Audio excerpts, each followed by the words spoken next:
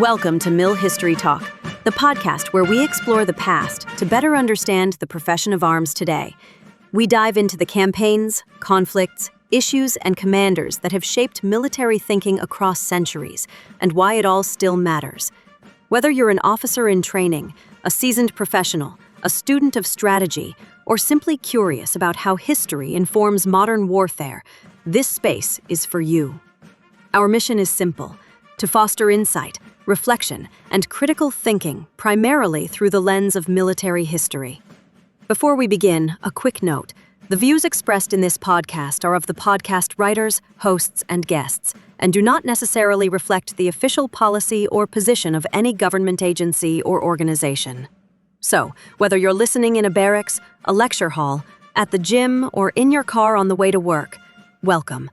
We're glad you're here. Hey everyone, I'm Hope, your smart, sassy, slightly nerdy tour guide through the battlefields of history.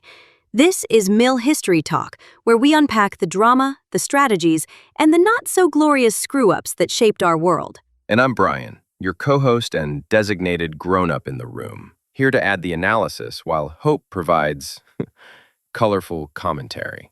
Colorful's one word for it.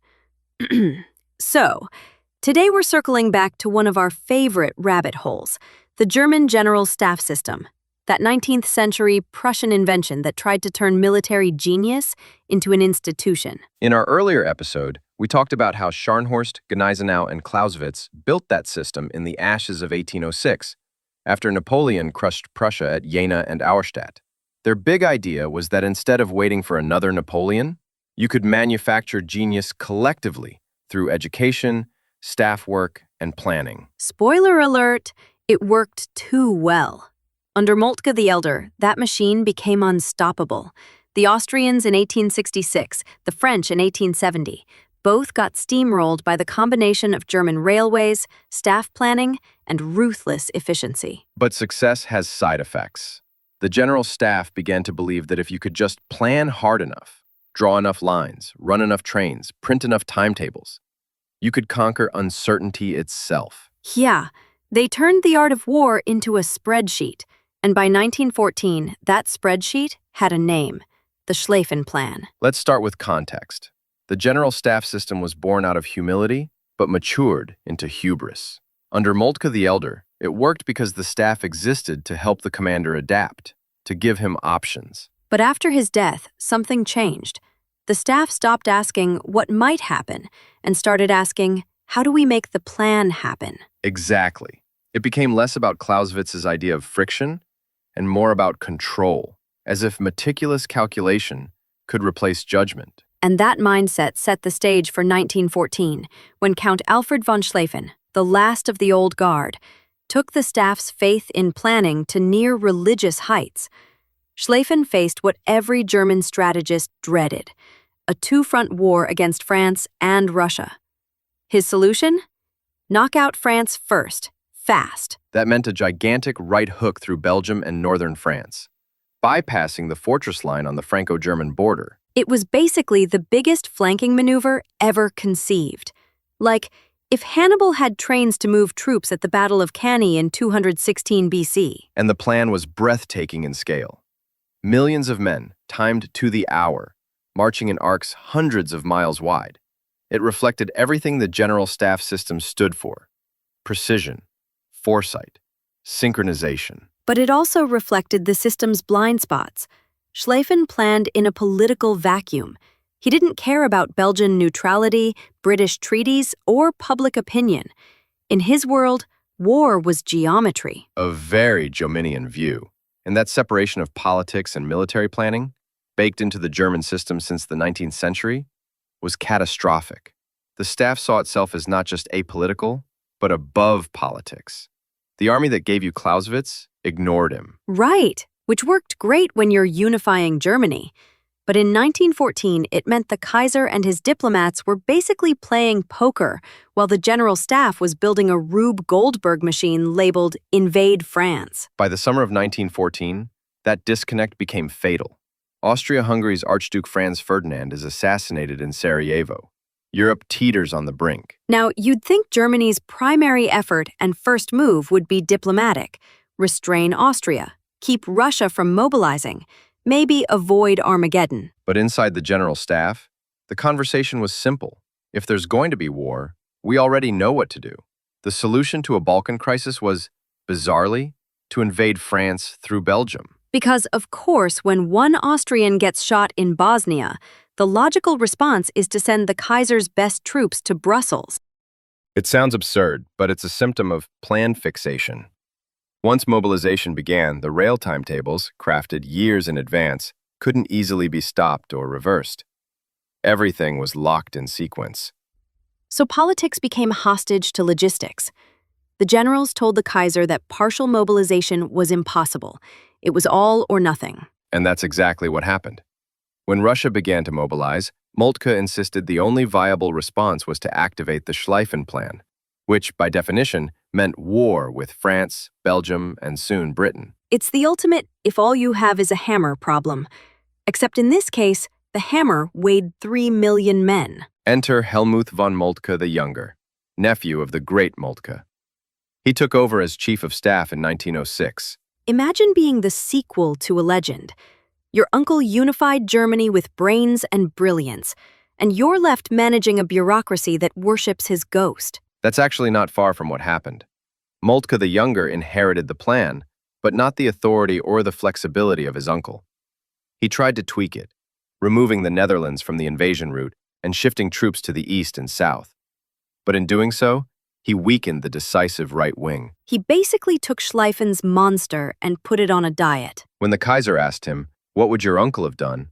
Moltke reportedly replied, "My uncle would have made no plan that required my obedience to him." It was a quiet confession. Moltke knew he was trapped by the system his uncle created. That's kind of tragic. The institution that was supposed to empower commanders, which invented Auftragstactic, mission command, now paralyzes them. The machine ran the men, not the other way around. When the invasion began in August 1914, it looked at first like the plan was working. German armies swept through Belgium, crushing resistance.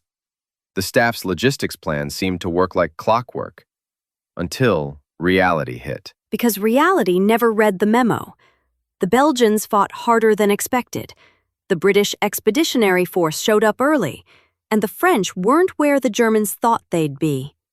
Oh, and no one considered that the cavalry horses, almost 100,000 of them, eat 30 to 40 pounds of forage each day. Someone lost the spreadsheet for that. Meanwhile, communication broke down.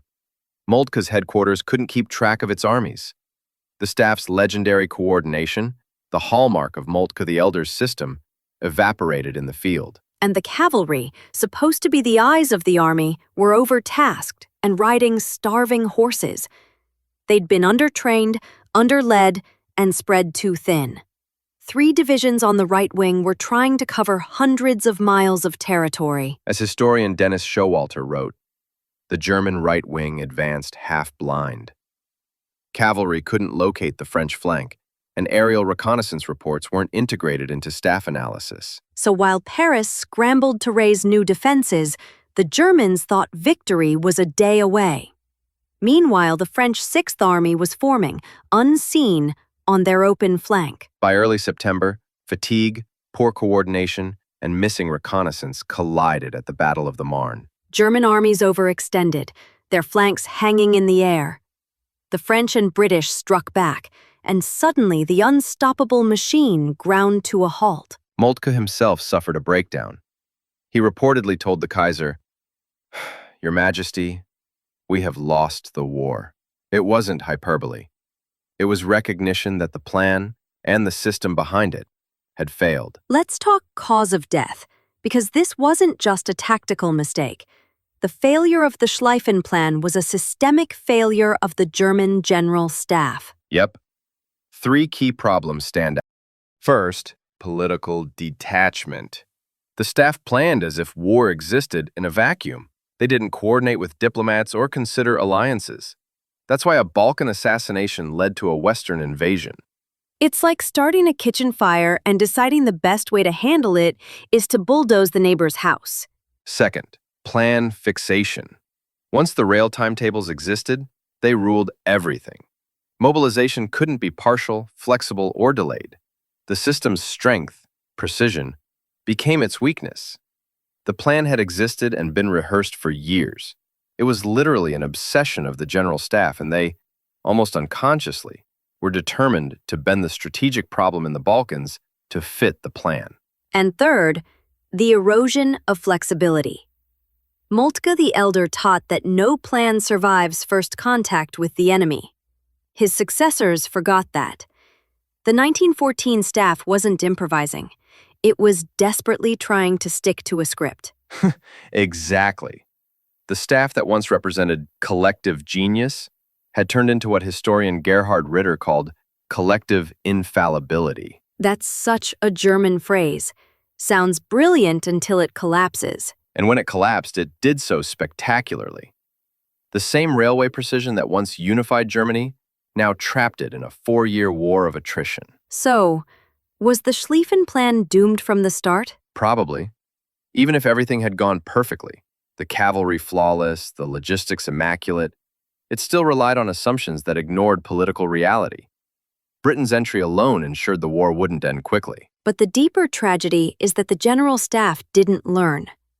After 1914, the same culture persisted.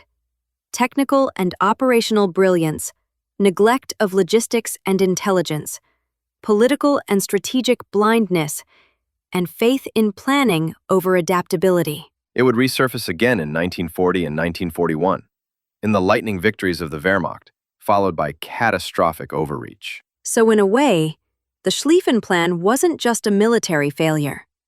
It was the first great moral failure of the German General Staff system. Proof that intellect without humility leads straight to the Marne. And that's a wrap on today's March Through History. I'm Hope. And I'm Brian. And this has been Mill History Talk. Remember, the past isn't dead. It's just waiting for someone to gossip about it. The failure of the Schlieffen Plan wasn't just the end of one campaign. It marked the beginning of the General Staff's long reckoning with its own creation. Yeah, the same system that once made Germany the envy of Europe had stumbled hard.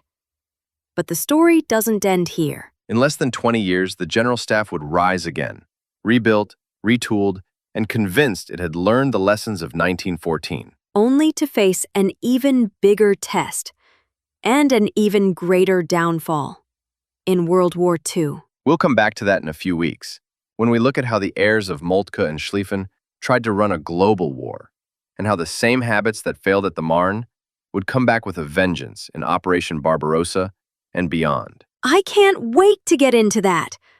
On another note, this week is a busy one here at Mill History Talk, so look for a couple of more episodes coming up soon. Until then, keep your strategy sharp, your humor sharper, and remember, no plan, not even the perfect one, survives first contact.